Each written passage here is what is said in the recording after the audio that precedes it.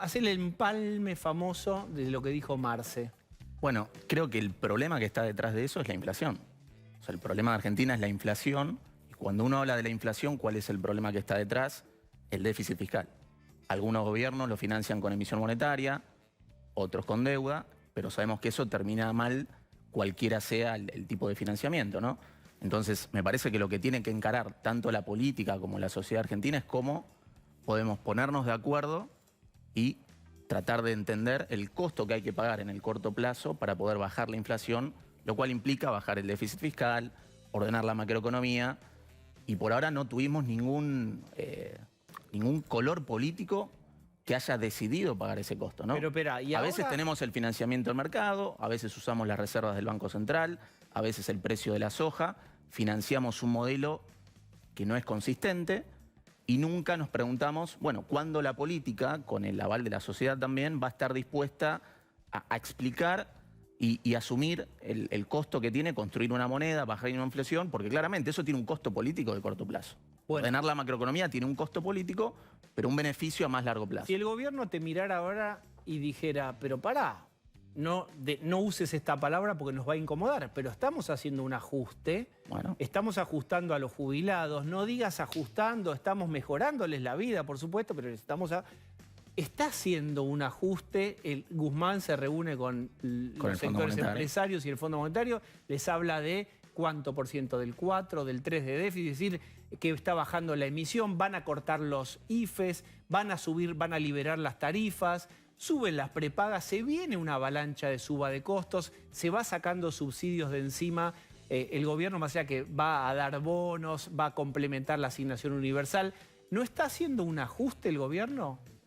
Hay una parte del gobierno que está diciendo que va a haber un ajuste, que es muy distinto a empezó el ajuste, ¿no?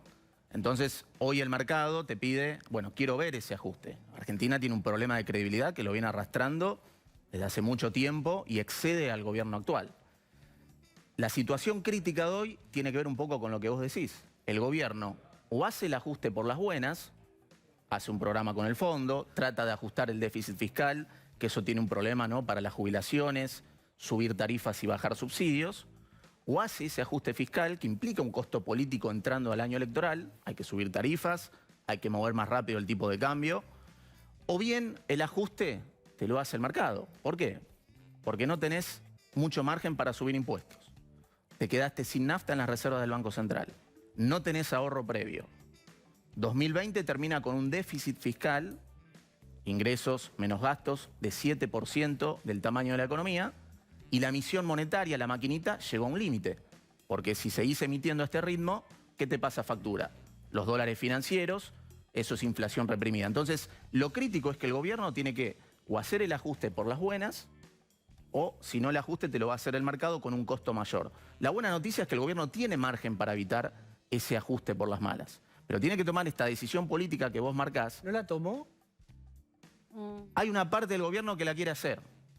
Digo, pero después tenés otras cosas que van por otra dirección. Entonces hay una interna en el político. La carta se refieren Lo a que eso, pasa es que tenés siempre la ala económica, que es decir, la doctrina y lo que se ciña a los papeles y el negociador frente al Fondo Monetario, versus el ala política que dice, pará, mirá el calendario. ¿Sabés qué pasa después de mitad de año? Las elecciones legislativas. Y la queremos ganar. La realidad es que lo que está diciendo Fede es, las medidas que hay que tomar son todas antipáticas. Total. Para poder ordenar a largo plazo lo que te está diciendo Federico es que hay que tomar medidas antipáticas. ¿Qué gobierno peronista tomó medidas antipáticas frente a una elección? Perdón, déjeme hacer del roleplay el abogado del diablo. Te hago un paréntesis ¿No ahí, hay una foto, perdóname, de Guado con el Fondo Monetario? ¿No estuvo Raberta de ANSES diciendo sonriente que le van a... pero anunciando un 5%? Es decir, ¿no llegó el ajuste? Sí.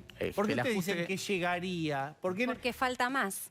Claro, aún con ese ajuste, 2020 va a terminar con un déficit de 7% del producto, del tamaño de la economía. Es un déficit muy alto para una economía que, a diferencia, encima estamos en un mundo de hiperliquidez global. Chile, Brasil, Colombia pueden colocar deuda a tasas bajísimas. Argentina la ve de afuera. ¿Por qué? Estuvo en un contexto de default. No tenía ahorro previo, no puede capitalizar la soja que está en precios máximos de 4 años. ¿Por qué? Porque mientras el dólar oficial sea 80 y el financiero sea 150, 160, ¿el exportador qué hace? No, pará.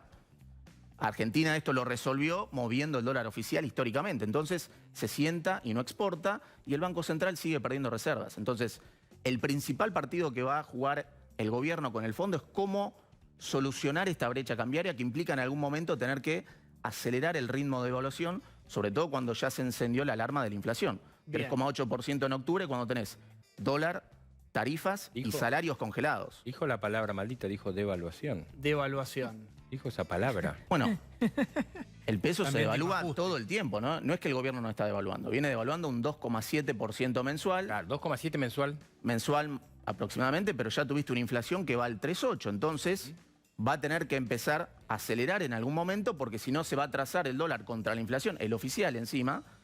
Y el problema es que el gobierno tiene que llegar a marzo, abril con una brecha cambiaria que esté por debajo del 30-40%. Si no, los dólares de los exportadores no van a aparecer. Bien, yo quiero que vos, viste que hay gente que lleva, sobre todo en las películas americanas, la bola de billar en un estuche toda prolija. Ustedes, los economistas, tienen la bola de cristal, no la bola de Muchas veces falla, ¿no?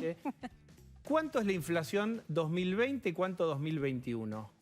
2020, no de billar, la bola de bolos. 2020 probablemente termine en una inflación de 36%, 37% interanual. El problema es que esa inflación, o bien ese número tiene inflación escondida debajo de la alfombra, ¿no? Porque tarifas congeladas. El dólar oficial estuvo semi-anclado con un banco central que vendió reservas, futuros, el banco central que vende bonos contra pesos y recompra contra dólares. Es decir, y tenés el dólar financiero 70-80% más arriba. La puja distributiva, en un contexto muy recesivo, estuvo muy tranquila. Moyano estuvo tranquilo. Las paritarias. Como diría Osvaldo Bazán, 37 con todo atado. Exactamente. Precios cuidados, precios máximos, que eso se empieza a desactivar. Entonces, la inflación de 2021, ¿cuál va a ser? Ahí los economistas te dicen depende. Y claro, porque tenés dos escenarios. ¿Va a ser el ajuste por las buenas, la política? ¿Va a arreglar con el fondo? ¿Va a ir a un déficit fiscal más parecido al 3%, 3,5%, que incluso es por debajo del presupuesto? Y ahí puedes tener una inflación de 40%. Pero perdón. En un buen escenario. Como una buena opción. Dice, si haces todo bien, vas a tener de 40. ¿Qué significaría tener 3% de déficit en la vida de todos? ¿Cuánto pasa el serrucho para tener 3%? Sería, chau, gasto COVID, limpiar eso, empezar a subir tarifas para que no sigan aumentando los subsidios. Y obviamente la pregunta, las jubilaciones van a estar muy ajustadas, digo, ahí depende. Si la inflación se acelera, van a perder de vuelta. En un año donde estabilizás... Entonces, el 21, ¿cuánta inflación? Porque dijiste, si hacen todo bien... Podés tener una inflación del 40%. 40. ¿Y si hacen como va a ser? No sabemos. Yo creo que ahí el peronismo tiene margen político para hacer el ajuste. ¿Con un 60% de tradicionalmente. pobres? Es que, ¿sabes cuál es el punto? Que si no lo haces, vas a tener todavía más. Eso es lo crítico de la situación económica actual. Está bien, eso lo puedo entender. Pero ¿eso por qué? Porque el central no tiene reservas. Eso lo puedo entender. Ahora te pregunto, ¿ese 60% de pobres lo va a entender? Sí, lo va a entender porque le va a golpear la puerta. Claro, no va a quedar y el capital político se va deteriorando. Entonces... Pero digo, estás hablando de un 60% de gente que va a ser muy pobre con una inflación de un 40% y sin tener ayuda de IFE. Ojalá sea 40% la inflación el año que viene. Digamos, frente a lo que puede ser en un escenario inestable. ¿Eso te parece que es soportable para la sociedad? No, porque después tenés que bajar la inflación. 40% es porque, bueno, saliste de la inflación reprimida, hiciste más o menos el ajuste, tenés que resolver una situación cambiaria que va a generar más tarde, más temprano, más inflación, acomodar el tipo de cambio en algún momento. Ahora, no podés subsistir, sobre todo en un mundo... está planteando algo que es así, yo entiendo el juego, que es, si hoy tenés 40, si la última medición era 41, si puede ir eventualmente, ojalá que no ocurra, pero va a ir a 45 y más. La pobreza infantil ya era 50. Con esos números, ¿vos cómo haces el ajuste? Y además te agrego al changuito un año eleccionario, de elecciones. ¿Cómo haces? ¿Puedo sumar un elemento? Y teniendo el Frente de Todos, que ya mismo está, en parte del Frente, el kirchnerismo está bombardeando el acuerdo con el fondo, ¿no? Hay formas y formas de hacer el ajuste. Bueno. Por ejemplo, yo quiero poner sobre la mesa información. ¿Cuál es, por ejemplo, la alternativa que se baraja, que las empresas nos han contado algunos periodistas, para subir tarifas en el caso de la electricidad? ¿Se sube a todos por igual? No.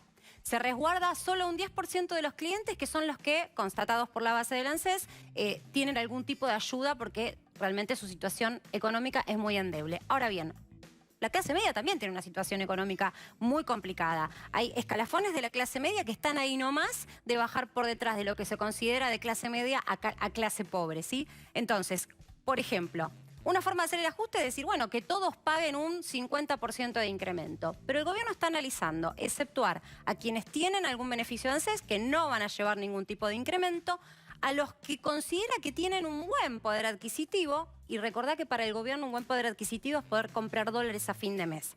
Ir y comprar $200 a fin de mes es que esa persona tiene un buen poder adquisitivo. Por eso paga ganancias ese salario. Y en el medio los que más o menos podrían tener un aumento promedio de 30%, de 55, 30 o nada. Entonces, ese ajuste que quiere llevar adelante el gobierno va sobre la espalda, sobre todo en lo que es tarifario, si se finalmente proceden a hacerlo, de la clase media. Entonces la respuesta es, la pobreza sigue siendo pobreza. El problema es la clase media sobre la cual se planea castigar aún más con inflación y con mayor suba tarifaria, que pase a ser pobre. Bueno, es decir, el pobre sigue siendo pobre, es terrible, es terrible.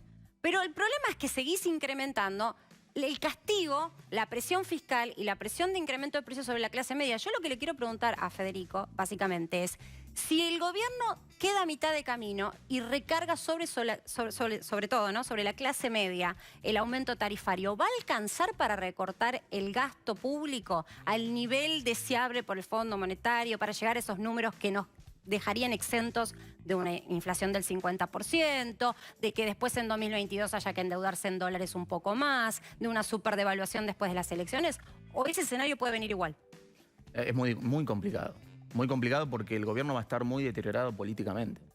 Entonces, el fondo te va a pedir tratar de acomodar las cuentas al 2022, 2023, que son los años en que el gobierno no se va a poder financiar en el mercado y por el cual la reestructuración en dólares le dio ese aire. No tenés vencimientos fuertes hasta el 2023, 2024. Pero tenés un agujero fiscal que te deja la pandemia y la única forma es emisión monetaria o mercado interno. Mercado interno es menos crédito al sector privado y no tiene mucho margen como para abastecer ese déficit fiscal. Entonces, bien, bueno, ahí el peronismo va a tener que tener la agilidad de leer el diagnóstico, que si no hace el ajuste va a terminar haciendo un ajuste mucho más fuerte y con un fogonazo inflacionario que te va a dejar más pobres. El problema es que en Argentina históricamente los ajustes, ¿cómo se hicieron? ¿Licuando? Por las malas. ¿Licuando? No, y con una crisis, porque Argentina es un autito chocador que hasta que no choca no dobla. Con Cuando una aceleración choca, de la inflación. No es culpa de nadie, fue una deuda de la democracia, chocamos, ¿viste? Es una deuda de la democracia, hemos chocado y ahí sí, recontra por las malas, se produce un ajuste. Ahí te quería agregar un dato que tiene que ver, todos vimos este fin de semana las imágenes de Guatemala con el Congreso incendiado. ¿Sabes cuál es la situación macro de Guatemala? Un gobierno que inició su gestión en enero, donde presidente y vicepresidente están peleados. Uno le proponía para resolver la crisis renunciar, pero renunciar juntos. Un presupuesto que se votó en exceso en algunos gastos y en recorte de ciertos gastos. Eso fue que además se agregó 60% de pobres, Guatemala, 50% de los niños pobres. Hay cosas que son demasiado parecidas. Bien. Quiero hacerte una última. Y te hago un paréntesis respecto de eso. Ecuador reestructuró la deuda como Argentina, mismos acreedores, pero lo hizo mucho más decidido y con señales fiscales hoy de la política. Hoy Ecuador, los bonos de Ecuador rinden 9%. Argentina rinde casi el doble, es decir, el mercado lo ve mucho más riesgoso y le pide mucha más tasa de interés. Hubo enfrentamientos en las calles en Ecuador. Totalmente. En este momento. Eso tiene un costo político. Con muertos en las calles, digamos. Eso tiene un costo político. Y ese es el problema, que acá el costo político va a estar. Esa es la restricción que opera con el gobierno actual. Turquía, la política cambió al Banco Central de Turquía para poner a un banquero central todavía más ortodoxo, para subir la tasa de interés más rápido y tratar de defender la moneda. Entonces fíjate que aún en países que tienen problemas, la política da una señal. Y acá tenés señales correctas que van después de un vaivén muy importante, porque el gobierno, principios de agosto, cuando reestructuró la deuda, tenía mucho margen para estabilizar esto. Bien, yo quiero hacerte una última. Estamos hablando de ajuste. Tenemos que hablar de crecimiento. Sí. ¿Vos viste en el presupuesto, en el borrador o en la presentación oficial del presupuesto algo que llame a crecer o que invite a producir o a agrandar la torta? Difícil porque el presupuesto tiene esto de, bueno, vamos a tener que el crecimiento va a estar motorizado por el acompañamiento del sector público. El problema es cómo se financia eso.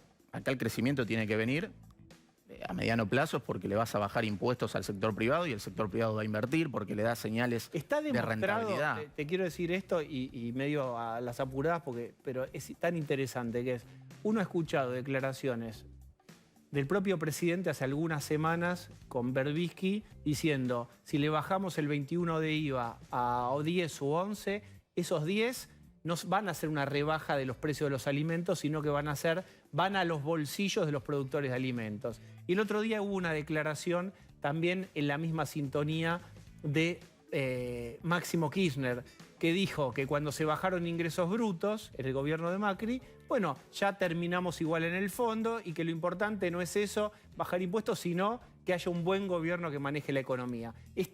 ¿Hay evidencia de que bajar impuestos reactive? Depende de la condición. El problema es que hoy Argentina está ahogada de impuestos. Entonces necesitas bajar impuestos. El problema es que antes tenés que bajar el déficit. Y si bajás impuestos, el déficit aumenta. Entonces el problema de Argentina es mucho más estructural. Tiene que dar señales de certidumbre. Primero tenés que ordenar la macro. Tenés que cómo bajar el déficit, cómo bajás la expectativa de emisión monetaria, cómo bajás la fiebre, que es la brecha cambiaria, el riesgo país, para que el exportador liquide, hayan dólares genuinos, el Banco Central empiece a comprar, empiece a haber menos presión inflacionaria. Y eso lleva un momento y, dada la situación en la que llegaste, con una economía estancada y en recesión desde 2011, el default, la pandemia, implican tomar decisiones políticas que obviamente tienen sus costos. Última, y te pido un párrafo. Y ahí te hago un paréntesis. Sí. El problema es, el gobierno no da una dirección clara. Guzmán está negociando con el fondo, pero tenés la carta de Cristina. Claro. Personalmente yo creo que como el ajuste va a estar, Cristina hace esa carta a propósito. Para cubrirse. Justificándose. Pero yo Exactamente. la última. Yo lo interpreto personalmente así. Bien, a mí me encanta el pensamiento mágico, por lo menos para tener claro qué es pensamiento mágico. Viene un plato volador que es la soja, como está ahora, 430, nos abduce y nos chupa para arriba la economía y otra vez un milagro. ¿Puede ocurrir esto o es pensamiento mágico? Pensamiento mágico como en el fútbol, ¿no? Como el Mundial lo gana Messi. La soja ya nos levanta. La vemos de afuera, tasa cero en el mundo. Dólar débil a nivel global. Commodities en ascenso, soja en $420 la tonelada. La vemos de afuera porque mientras el dólar oficial esté en 80 y el financiero 160, el exportador no te va a liquidar. Y ahí tenés un problema muy fuerte. Entonces, si no resolvés eso, no te va a salvar la soja en 420.